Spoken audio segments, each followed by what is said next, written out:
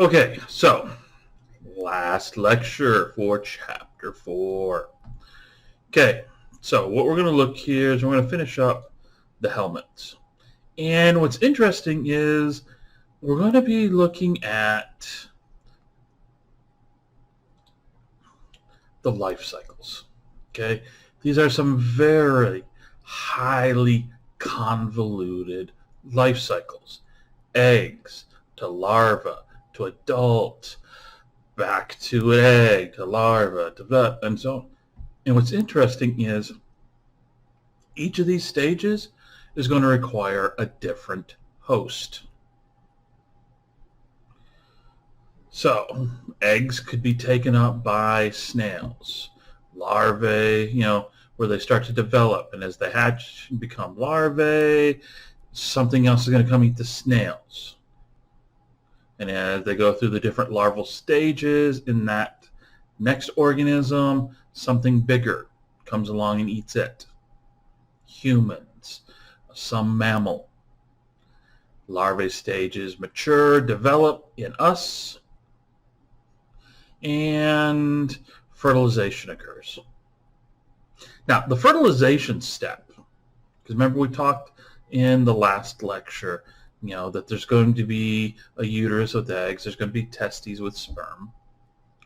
This fertilization step can be a little tricky.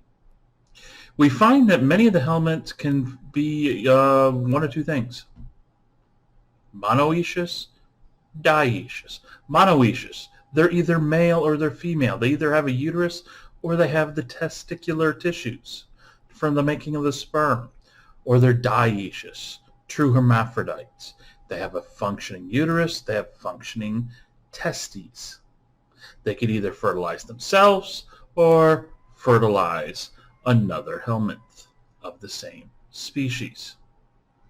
Now, these different hosts, remember I just mentioned, eggs being taken up by snails, snails eaten by a fish, fish eaten undercooked, eaten by a human.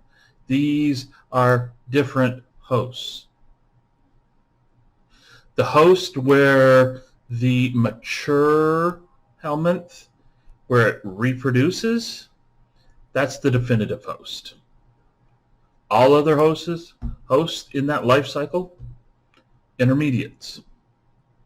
Now, for some of the diseases that we humans get, we're not the definitive host. Majority of them, yeah, that's where things over time, hundreds of thousands of years, whatever, the parasites have evolved to use us as their source of where they do their mating.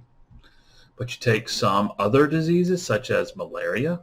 Turns out for Plasmodium, we're the intermediate host. The mosquito that bit us, that gave us malaria, that's the definitive host. We'll see in a later chapter, that's where the sexual reproduction occurs. So when you go through and you look at this table behind my head, you see that there are many different helminths. This isn't a complete list. This isn't a complete list of what's in humans. This isn't a complete list of what infects mammals. But you're going to see there's different hosts spread by different intermediates from definitive to definitive. Great example of what's going on, how these parasites can be spread, is my favorite one to talk about, the pinworm. Now, if you got small children, you've probably heard about this one. Or when you were a small child, you probably got it.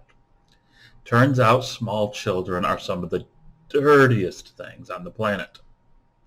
If it itches, they will scratch it, no matter where they're at or where the itch is. Turns out, Enterobius vermicularis is a parasitic worm of the large intestine. Specifically, it likes to center itself around the rectum. Turns out that pinworms have evolved along with us to take advantage of our circadian rhythms. When we're asleep, muscles relax. One of the muscles that also relaxes somewhat is your anus. So you're asleep, the small child asleep, anus relaxes. Female worms will crawl out the anus to the perianal region around between the anus and the genitals, and it will lay its eggs around there. And then it will crawl back into the anus, back into the rectum, to where the other male worms are for more reproduction. Turns out the presence of the eggs is highly irritating to the skin, so small children will scratch. Small children will put their fingers in their mouth, touch a toy, toy goes in their mouth. They like to share because we teach small children to share. They scratch, they touch a toy, they give it to their friend. Their friend plays with it, touches their mouth. Back and forth. So you'll see outbreaks of this in daycare centers where the small children, the staff can be as clean as possible, but the small children, like I said, if there's an itch, they're going to scratch it. They scratch, they touch the toy, they touch their mouth. The eggs go into the mouth, down through the intestinal digestive system. Turns out we're the only host for it. Doesn't need any intermediates. But as it goes to the stomach triggers development with the egg. Egg hatches in the small intestine, goes through developmental stages as it passes through the small intestine until it's the large intestine where it's now mature, sexually mature, ready to reproduce. You'll notice the last bullet there, Scotch tape. The one way to test to see if the reason why your small child, little Johnny, little Susie, keeps itching and scratching uncontrollably, especially down there, is once the child is asleep, come in with some Scotch tape. Lay that Scotch tape, perianal region. Take it off, lay it on a glass slide, give that to the doctor. The doctor will examine the slide and the Scotch tape under a microscope, looking for either the worm, because remember the child's asleep, so the worms are going to come out, or the eggs. So Scotch tape has medical uses.